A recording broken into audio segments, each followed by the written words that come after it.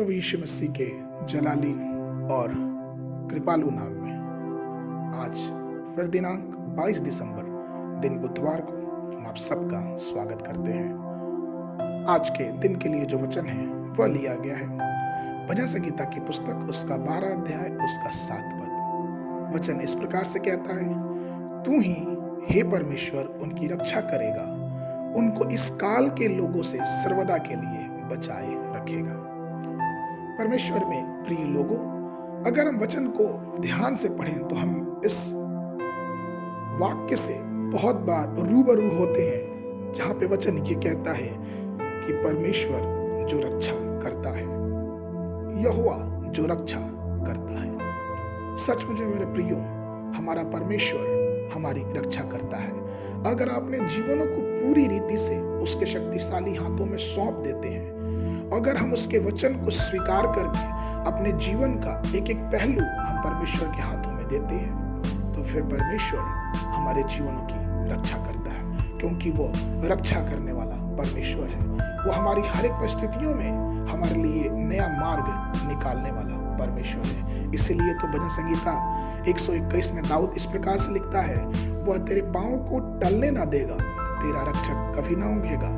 यहोवा तेरा रक्षक है, यहोवा तेरी दाहिनी और तेरी आड़ है, यहोवा सारी विपत्ति से तेरी रक्षा करेगा, वह तेरे प्राण की रक्षा करेगा। ये किस प्रकार से दाऊद कह पाता है? दाऊद जब अपने जीवन में पीछे मुड़ के देखता है तो दाऊद को ये पता है कि किस प्रकार से परमेश्वर ने, किस प्रकार से यहोवा ने उसकी रक्षा की है, किस प्रकार से यहोवा ने उसे एक चरवाहे बालक से लेकर राज्य सिंहासन पर बैठाया है, किस प्रकार से यहोवा ने उसके ससुर अर्थात उस देश के राजा शाऊल से उसे बचाया है। दाऊद को पता था कि यहोवा रक्षा करने वाला है, क्योंकि जब वो एक बार अपने दुश्मनों के हाथ में पड़ गया तो किस प्रकार से परमेश्वर ने उसे वहां से निकाला। इसलिए दाऊद का जो विश्वास था, जो आत्मसमर्पण था, वो परमेश्वर के प्रति पूरी रीति से था और वो उसके किसी भी योजना पे संदेह नहीं करता है। और शायद हूबहू यही बात हम पौलुस के जीवन में भी देखते हैं जब हम दूसरा तीमुथियुस की पुस्तक उसका पहला अध्याय उसका 12 पद पढ़ते हैं। यहाँ वचन इस प्रकार से कहता है, इस कारण मैं इन दुखों को भी उठाता हूँ पर लजाता नहीं, क्योंकि मैं उसे जिसकी मैंने प्रतीति की है जानता हूँ और मुझे निश्चय है कि वह मेरी छाती के उस दिन तक रखवाली कर सकता है। इसलिए मुझे निश्चय है क्योंकि मैं जानता हूँ कि वह मेरी छाती की उस दिन तक रखवाली कर सकता है। यहाँ पौलुस को पता था कि वह हमारे जीवन की रक्षा अंत के समय तक करेगा। जब तक मेरा समय नहीं आएगा तब तक परमेश्वर बचाएगा। और पौलुस के जीवन में हम देखते हैं किस प्रकार से वो अपनी सेवाओं में कितनी बार उसे लोगों ने मरा हुआ सोच के उसे छोड़ दिया, लेकिन फिर भी वो परमेश्वर की महिमा के लिए आगे बढ़ता गया।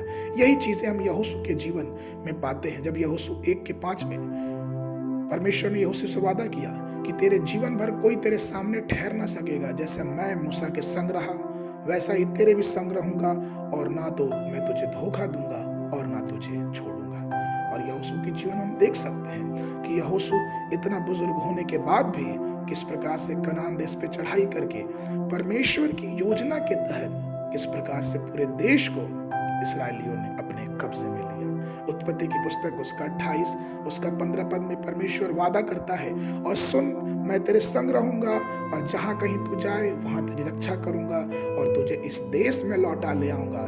मैं अपने कहे हुए को जब तक पूरा ना करूं तब तक तुझे ना छोड़ूंगा। ये परमेश्वर का वादा है, क्योंकि हमारा परमेश्वर महान है, क्योंकि हमारा परमेश्वर रक्षा करने वाला है, क्योंकि हमारा परमेश्वर हमारे जीवनों की सुधि लेने वाला है। इसलिए आइए हम परमेश्वर के उस वादे को विश्वास योग्यता से अपने जीवन में ग्रहण करें और ये माने कि हमारे जीवन की रक्षा सिर्फ परमेश्वर के हाथों में है। आज के मनन के लिए जो पद है वो लिया गया है भजन संगीता की पुस्तक उसका 46 अध्याय उसका पहला पद। परमेश्वर हमारा शरण स्थान और बल है, संकट में अति सहज से मिलने वाला सहायक है। परमेश्वर आप सबको आशीष देने